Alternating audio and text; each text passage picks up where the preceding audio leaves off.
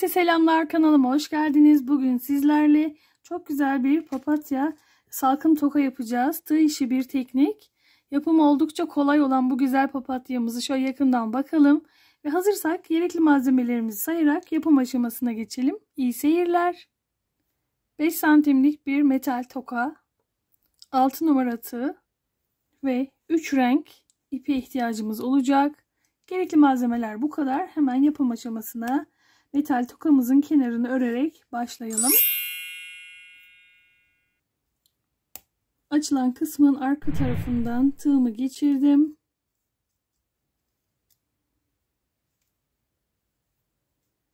Bir tane sık iğne.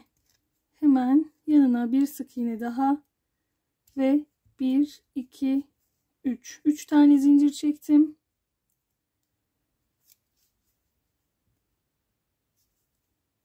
Metal kısmın tamamen kapandığından emin olalım. Bu şekilde öreceğiz. Sık iğne. İlk sırada sık iğne ile başlangıç yerimize kadar örüp gelelim. Evet, başlangıç ilmeğimize kadar sık iğne ile ördük. Burada bir ilmek kaydırma yapıyorum.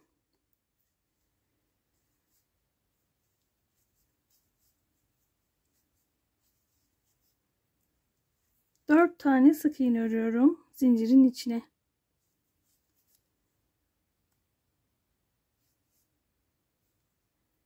Bir ilmek kaydırma ve 1 2 3 zincir,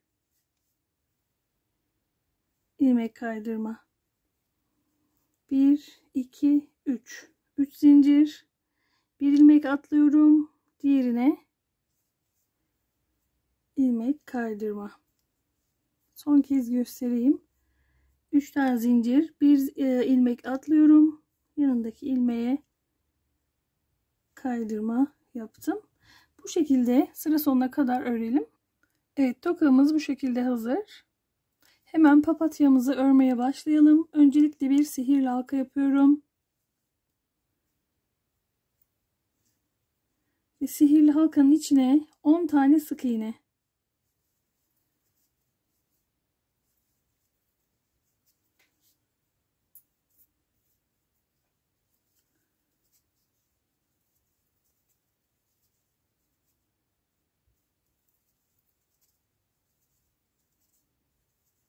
Dokuz ve 10.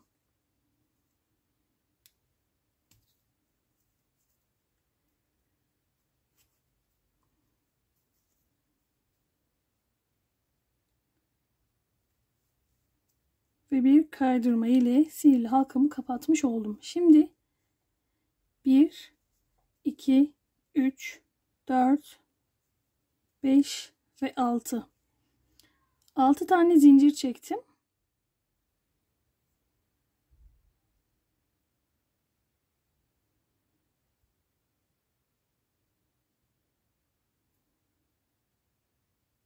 Şu arkalardaki ilmekleri topluyorum.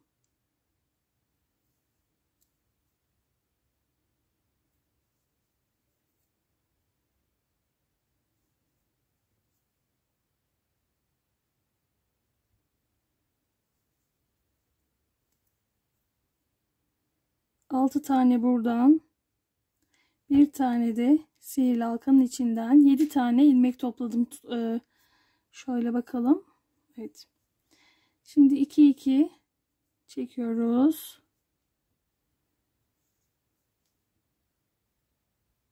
Son 3 ilmeği de tek seferde çekiyorum. Sonrasında şurada kalan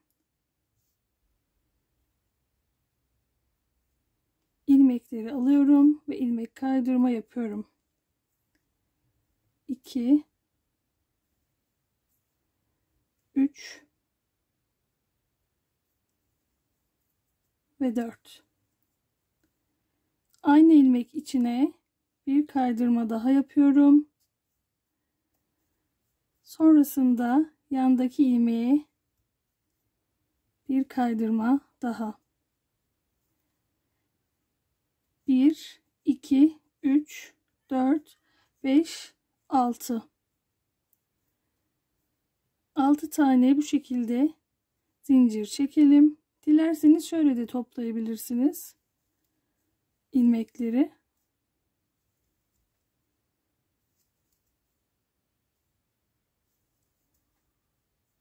Böyle de kolay oluyor. Siz hangisini tercih ederseniz onu kullanın. Son kalan 3 ilmeğimi tek seferde çekiyorum. Şu önde kalan ilmeklerden ilmek kaydırma yapıyorum.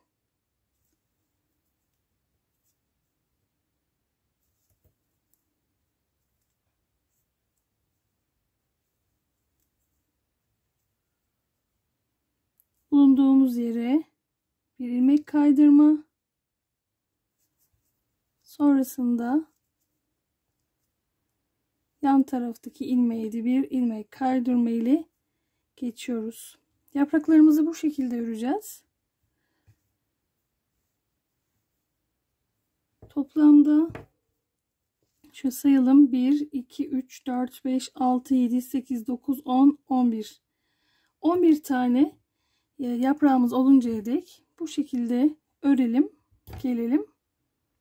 Evet, bir kere daha göstermek istiyorum. 1 2 3 4 5 ve 6 tane zincir çektim.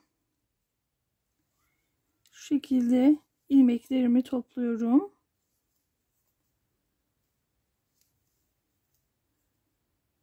Üç 6 tane ilmeğim olacak. Hemen dibindeki ilmeği bir tane de oradan çıkardım.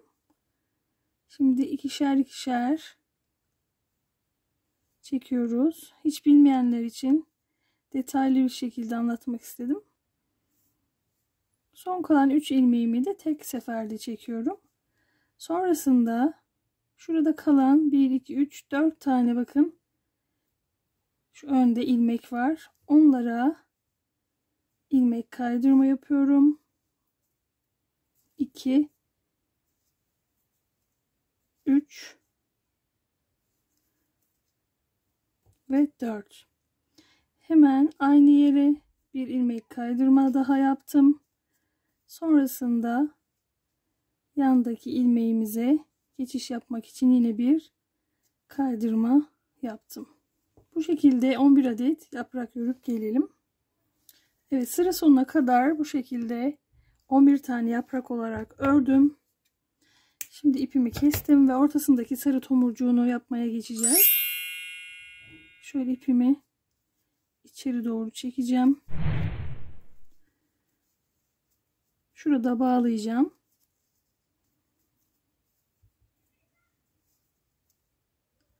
Şimdi sarı iple tomurcuğunu yapalım. Sarı ipimi alıyorum. Parmağıma şöyle 5, 6, 7, 8, 9, 10, 11, 12, 13, 14, 15, 16, 17, 18, 19 ve 20. 20 kere ipi sardım. İpimi kestim. Şimdi şu ince bir bakır telim var.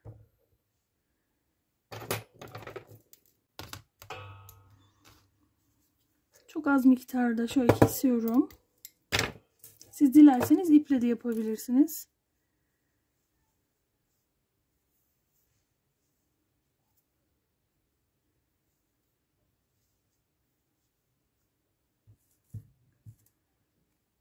Şu ortasından geçiriyorum.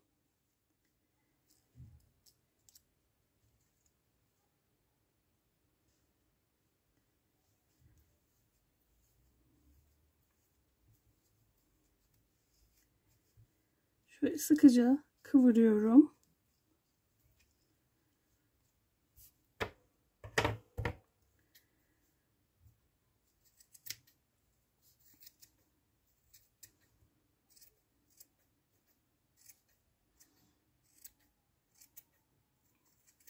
Yuvarlak düzgün bir pompon elde edinceye dek kesiyorum.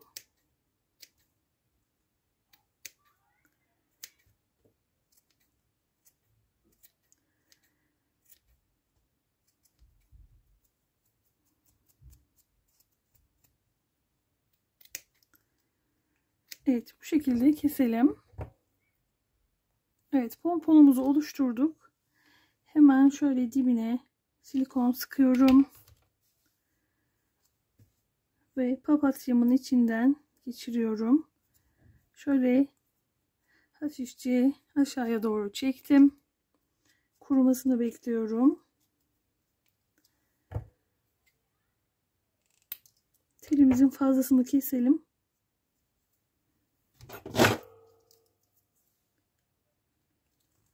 Şöyle kıvıralım. Biraz daha silikon sıktım. Kurumasını bekleyelim. Şimdi salkım tokamızın zincirini yapacağız. Bunun için 2 kat şöyle ipim var.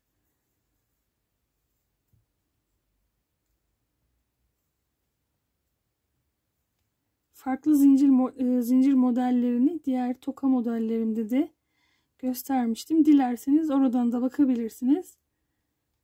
Bu modelde düz bir zincir çalışacağım. Evet, istenilen uzunluğa gelinceye dek bu şekilde zincir çekelim. Şöyle 45 santim ördüm. Şimdi hemen hızlıca birleştirme yapacağız. Tokamızın orta kısmına silikonu sürdüm.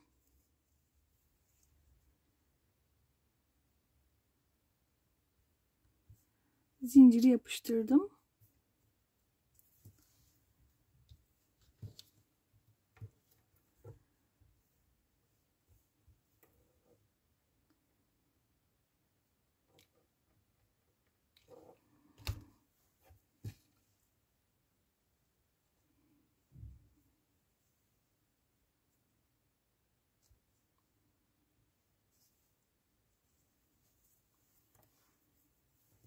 Şu zincirimi düzeltiyorum.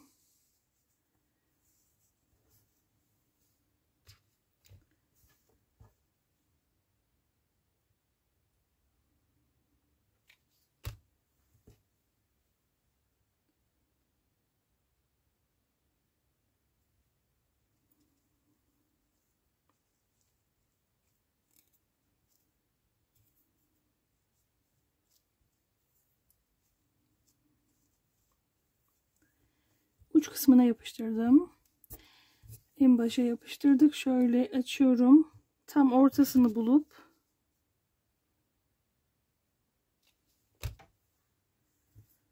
yapıştıracağım.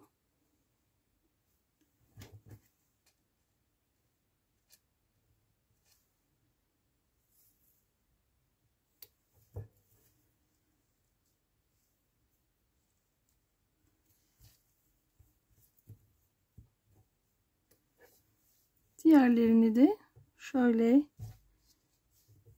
aralara yapıştıracağım. Evet, bu güzel tokamız da hazır. Umarım sizler de severek, beğenerek örersiniz. Ördüğünüz zaman Instagram hesabınızdan bizleri etiketleyip paylaşmayı unutmayın lütfen. Destekleriniz için şimdiden teşekkür ediyorum. Bir sonraki güzel çalışmada görüşmek üzere. Hoşça kalın.